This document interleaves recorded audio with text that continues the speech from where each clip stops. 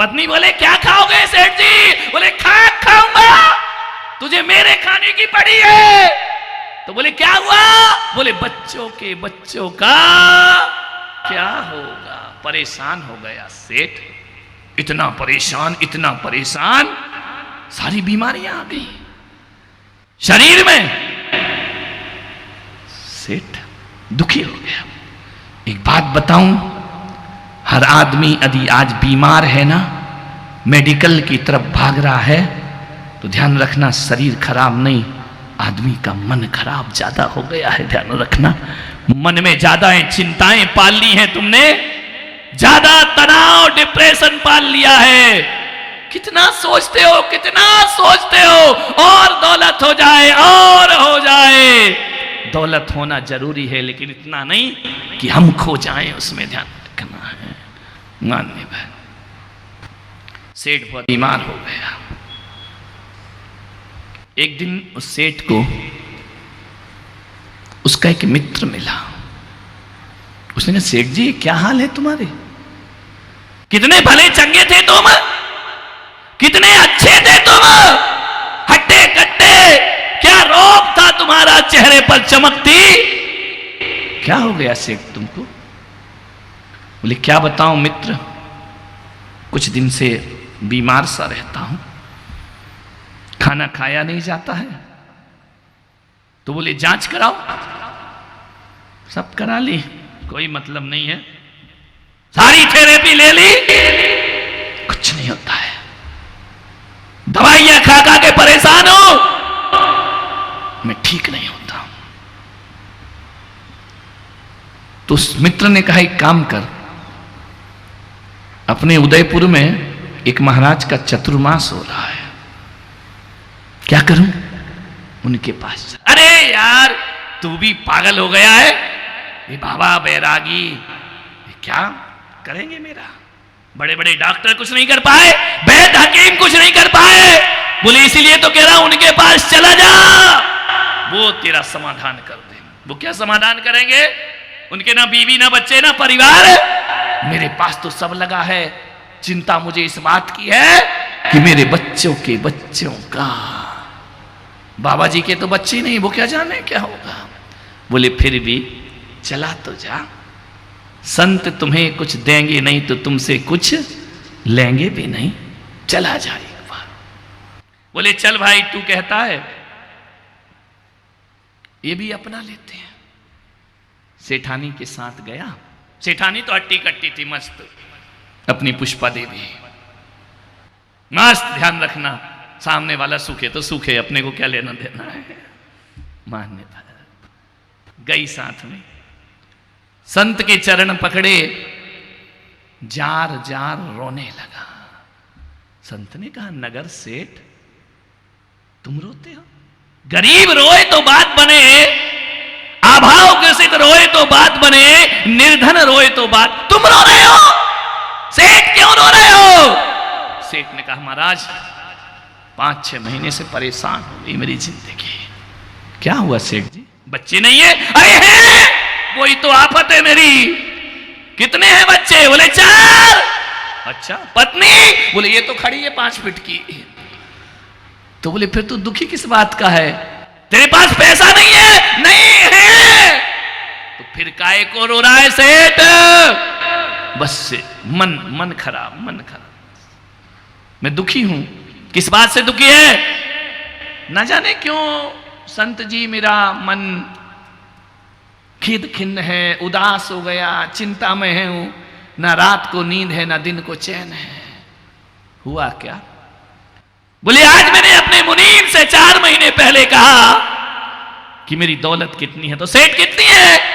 बोले वैसे तो आधा गांव मेरा ही है, पूरी दुकानें बाजार मार्केट खेत सब मेरा है। अब क्या प्रॉब्लम है? बोले मुनीम ने ये कहा है कि सेठ जी तुम भी बैठ के खाओ, तुम्हारे बच्चे भी बैठ के खाएं, धन की कमी नहीं पड़ेगी। तो संत ने कहा अब क्या प्रॉब्लम है सेठ तुझे? बोले प्रॉब्लम ये है कि मेरे भीतर से आवाज आती है कि बच्चों के बच्चों का। संत ने कहा धत तेरे की सेठ, सामान 100 वर्ष का पल की खबर नहीं। संत जी मेरा मजाक मत बनाओ, कुछ हल है? बोले सेठ कर दूंगा, मैं व्यवस्था करूंगा। आप करोगे? बोले हाँ। तेरे बच्चे के बच्चे तो छोड़ो, मैं तेरे 7 पीढ़ियों की व्यवस्था कर दूंगा, तेरी 7 पीढ़ी भी बैठकर खाएगी, चिंता मत कर, कोई व्यापार नहीं करना उनको। बोले 7 पीढ़ी? बोले हाँ। क्या कह रहे हो संत जी, मजाक कर रहे हो? बोले नहीं, तेरे 7 पीढ़ियों की व्यवस्था मैं 1 मिनट में कर दूंगा। 1 मिनट में? सच बोलो। जो आंखें सूख रही थी ना, चमक आ गई उनमें। बोले संत क्या बात कह रहे हो, 1 मिनट में? मैंने 50 साल लगा दिए, मैं बच्चों की व्यवस्था नहीं कर पाया। बोले मैं 1 मिनट में कर दूंगा, इसलिए तो मैं संत हूं। बताओ महाराज क्या करना, बोलो जल्दी बताओ, आप जो कहोगे वो कर दूंगा। बोलो तुम्हारे तीरथ पे कमरा बनवाए। संत ने कहा पागल जैसी रिश्वत की बात मत कर, मेरे पास ध्यान रखना। बोले संत जी जो आप कहो मैं कर दूंगा। आप बोलो स्कूल बनवा दो, मेरा काम कर दो, मेरी व्यवस्था कर दो बच्चों की, आप जैसा कहेंगे वैसा कर दूंगा। आप कहो तो सोने का कमंडल बनवा दो। संत ने कहा बकवास बंद कर, यहां रिश्वत लेना अन्याय है, ध्यान रखना, यहां रिश्वत लेना अन्याय है। वो तुम्हारे यहां रिश्वत लेना अन्य आय है। समझ गए क्या? कुछ लोगों को घर में जाके समझ में आएगा। यहां रिश्वत लेना अन्याय है, और तुमको रिश्वत लेना अन्य आय है। पागल है क्या? क्या कमंडल मंडल दिखा रहा है? बोले आपकी कुटी बहुत सुंदर बना दूंगा। अरे बोले छोड़, अपनी जिंदगी सुंदर बना, मेरी चिंता मत कर। सेठ ने कहा तो फिर क्या करना पड़ेगा मुझे? बोले कुछ नहीं करना, तेरे गांव के बाहर दूर एक झोपड़ी है, वहां एक बूढ़ी अम्मा रहती है। एक काम करना, कल सुबह अच्छा मुहूर्त है, 1 थाली भोजन उस बुढ़िया को दे देना। 1 थाली भोजन, और कुछ देना हो तो बताओ। बोले नहीं। बोले संत जी आप जो कहोगे मैं दे दूंगा। बोले नहीं, बस 1 थाली भोजन बुढ़िया की झोपड़ी में देकर आ, तेरे 7 पीढ़ी की व्यवस्था हो जाएगी। दान करेगा, लौट कर वापस आएगा। संत जी सच्ची बोलो, 1 थाली में 7 पीढ़ी, इतना सरल फार्मूला? सोने की थाली में दे आऊं? हाँ दे दे, सोने की थाली में जा। यदि मेरी 7 पीढ़ी की व्यवस्था हो गई ना संत जी, तो मैं थाली भी वापस नहीं लाऊंगा। बोले हाँ बुढ़िया को ही दे देना। सुबह उठा, नहाया धोया, पत्नी ने की क्या बात है, आज बड़ी ताकत आ रही है बुढ़ापे में। बोले नहीं, अब मेरी टेंशन थोड़ी खत्म हुई है, बहुत दिनों बाद आज चैन से सोया हूं। क्या करना, 1 थाली तो देना है, अपना क्या बिगड़ जाएगा? बोले पागल हो गया, सोना 1 लाख से ऊपर जा रहा है, थाली दे के आएगा पागल? अरे बोले जाने देना, 7 पीढ़ी की व्यवस्था हो रही। गया, जैसे ही समय हो गया आपका, जैसे ही झोपड़ी में पहुंचा, 5 साल की बच्ची झाड़ू लगा रही थी। सेठ ने कहा बेटा तेरी अम्मा को बुला, कहना नगर सेठ आए हैं। 5 साल की बच्ची ने देखा, कौन है आप? मुझे नहीं जानती? नगर सेठ, दुनिया का सबसे बड़ा धनपति तेरे दरवाजे पे खड़ा है। क्या बात है सेठ जी? तेरी अम्मा को बुला। बैठो सेठ जी, यहीं बैठो बाहर। गरीब की झोपड़ी, वहां सोफा सेट तो मिलेगा नहीं, एक मिट्टी का बैठने का बना था। सेठ को कहा बैठो। अरे बुला ना बेटा। बोले सेठ जी मेरी अम्मा इस समय भगवान का भजन कर रही है। जा बोल नगर सेठ आए हैं। मेरी अम्मा ने कहा है कि जब मैं भगवान का भजन करती हूं ना, तो नगर सेठ तो छोड़ो, द्रौपदी मुर्मू भी आ जाए तो मुझे भजन में से उठाना, नहीं मैं परमात्मा का ध्यान कर रही हूं। मैं सेठ जी अपनी अम्मा को उठा नहीं सकती हूं, थोड़ी देर वेट करो। सेठ ने कहा मरता क्या नहीं करता, बैठ गया। 1 घंटे हो गए। बेटा आप बोला कितनी देर पूजा करती है तेरी अम्मा? बोली मेरी अम्मा कहती है कि भगवान के भजन करने का कोई टाइम नहीं होता है। मेरी अम्मा घड़ी देख के भजन नहीं करती है, भजन में बैठ गई तो बैठ गई। कभी कभी तो सेठ जी 2-2 दिन भजन से नहीं उठती है। सेठ ने कहा मरा मैं 2 दिन? बोले उसकी मर्जी है। बोले बेटा कुछ तो कर उपाय। बोले सेठ जी मैं नहीं कर सकती हूं, मेरी अम्मा का टाइम से वो घड़ी देख के भगवान का भजन नहीं करती है, वह तो भक्ति में बैठी है, लीन है, जब उठेगी तब। सेठ ने कहा बेटा मुझे दुकान जाना है। बोले 80 साल में भी दुकान जाते हो? अरे तू पागल है क्या, ज्ञान बांट रही है बड़ा। 80 साल में मेरा बच्चों के बच्चों का क्या होगा, नहीं जाऊंगा तो। एक काम कर बेटा, 2 घंटे हो गए, 10:08 हो गए, अब पकड़ा और हम जाएं, ध्यान रखिए। बोले एक काम कर बेटा, मैं 1 थाली भोजन लाया हूं, ये तेरी अम्मा को दे देना, अब मैं जाता हूं, मेरे पास टाइम। बच्ची ने कहा कि सेठ जी ये क्या है? बोले सोने की थाली है, 56 भोग है इसमें, ये कटोरियां सोने की, ये चम्मच सोने की, ये थाली सोने की, तो क्या करूं सेठ जी? इसे रख लो, थाली भी रख लेना, अम्मा को दे देना, मेरे बच्चों की व्यवस्था हो जाएगी। बालिका ने देखा, कहा सेठ जी ये भोजन वापस ले जाओ। पागल है क्या, दिमाग खराब तेरा? बोले हमको भोजन नहीं चाहिए। बोले सोने की थाली? बोले नहीं चाहिए। ध्यान रखना, देने वाला बड़ा नहीं होता, लेने वाला दुनिया में सबसे बड़ा हुआ करता है, ध्यान रखना। तुम कितना भी दो, हम कह रहे नहीं चाहिए तो कर क्या लोगे? मुंह लटका के जाओगे हारे हुए जुआरी की तरह, ध्यान रखना है। उसने कहा नहीं चाहिए सेठ जी, वापिस ले जाओ। अरे बोले तुम लोग खाना नहीं खाते क्या? बोले आज हमारे यहां एक ब्राह्मण देवता भोजन दे गया है। क्या दे गया? बोले केले के पत्ते में दही चावल दे करके गया। पागल, हटा उसको। सोने की थाली और 56 भोग, इमरती है, रस जलेबी है, गुलाब जामुन है, चमचम है, सारे मिष्ठान है, कभी नहीं खाए होंगे। बोले सेठ जी हमने खाए तो कभी नहीं है, लेकिन हमें चाहिए नहीं है, ध्यान रखना। बोले बेटा ऐसा भोजन सेठ के घर का? बोले नहीं हमको नहीं चाहिए। बोले क्यों?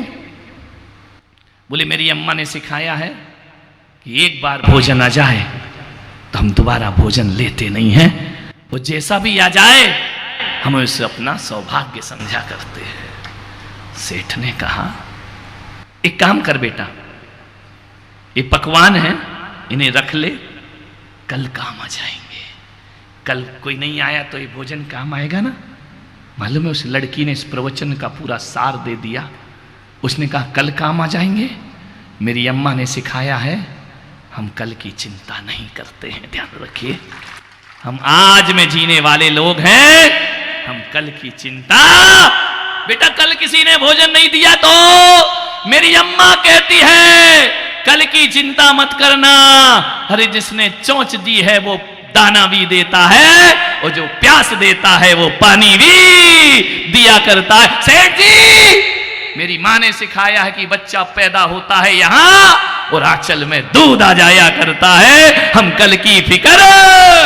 सेठ के हाथ में सोने की थाली, बिजली कौधी दिमाग में, थाली गिर गई हाथ से। सेठ ने कहा ये 5 साल की बच्ची कहती है हम कल की चिंता नहीं करते, और मैं 80 साल का सोच रहा हूं बच्चों के बच्चों का क्या होगा। ज्ञानी ये है या ज्ञानी मैं हूं? सेठ ने थाली फेंकी, घर गया। हकीकत बताऊं उदयपुर वालों, उस सेठ ने थाली नहीं फेंकी, चिंता उतार करके फेंक दी। मैं कल की चिंता क्यों कर रहा हूं? मैं क्यों सोच रहा हूं कि कल क्या होगा? मान्यवर इतना ध्यान रखो, कितना नादान है ये आदमी, हथेली में मुकद्दर तलाश करता है। कितना नादान है ये आदमी, हथेली में मुकद्दर तलाश करता है। प्यास बुझती है 2 बूंद पानी से, और हवस इतनी है कि समुंदर तलाश करता है, हवस इतनी है कि समुंदर तलाश करता है। ध्यान रखना, महल सोने का मिट्टी में मिला होता है, महल सोने का मिट्टी पे खड़ा होता है, और एक दिन वो महल मिट्टी में मिला होता है। और वजन इंसान का तराजू से तोलने वालों, आदमी तन से नहीं, आदमी मन से बड़ा होता है। ध्यान रखिए, आदमी मन से बड़ा होता है। मान्यवर, 3 मिनट मैंने ज्यादा ले लिया, आपसे निवेदन है, मेरे प्रवचन का सेट सुधर गया। उदयपुर के सेठ हो, तुम्हारे क्या ख्याल है कि बच्चों का, अरे पागल हो क्या?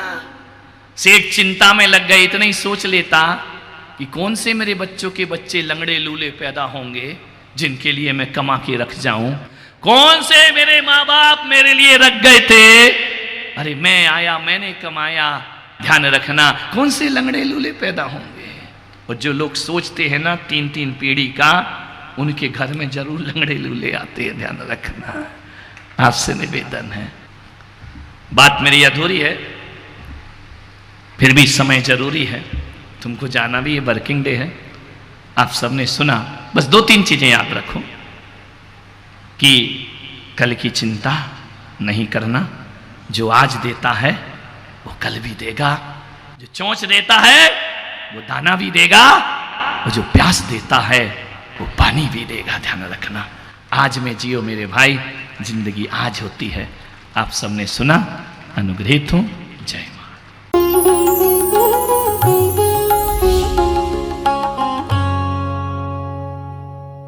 भगवान महावीर के अमर संदेश जीव दया की राह पर चलते हुए भारत गौरव राष्ट्र संत आचार्य श्री पुलक सागर जी गुरुदेव की प्रेरणा से वात्सल्य धारा ट्रस्ट द्वारा संचालित एक महाअभियान, शिक्षा और सेवा समय की मांग। वात्सल्य धारा एक समाधान, मानवीयता की दुनिया में बढ़ते कदम। वात्सल्य धारा एक प्रकल्प अनेक, सुशिक्षा, सुस्वास्थ्य शिविर, औषधि वितरण। वात्सल्य धारा रुग्ण वाहिनी, अहिंसा प्रसार, माँ जिनवाड़ी संग्रहालय, जीव दया, गौ सेवा, कन्यादान, वात्सल्य धाम। सामर्थ्य अनुसार सहयोग धनराशि प्रदान कर हमसे जुड़े। बैंक खाता विवरण निम्नवत है, अथवा आप अपनी दान राशि दिए गए QR कोड को स्कैन करके हमें UPI द्वारा सीधे भेज सकते हैं। आपके द्वारा दिया गया दान आयकर की धारा ATG के अंतर्गत कर मुक्त है। पूछताछ हेतु हमें संपर्क करें 991098 7666 98109 00699।